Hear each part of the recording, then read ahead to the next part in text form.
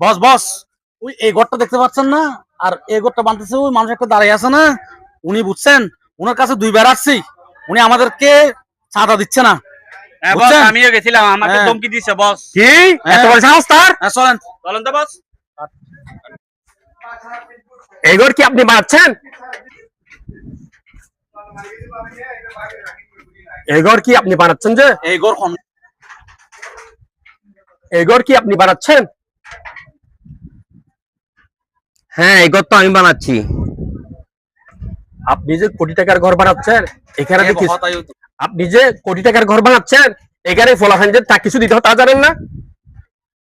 ভাই, আমি তো এরকম সাদা মাদা দিই না। না, আমি তো এরকম কাউকে সাদা মাদা দিই না। চিনেন উনি কে?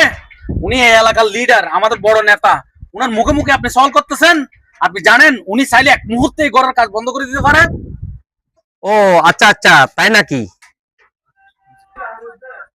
স্যার স্যার স্যার স্যার থানায় থেকে ফোন দিছে, আসামি ধরছে বলে আপনাকে তাড়াতাড়ি যাইতে বলছে।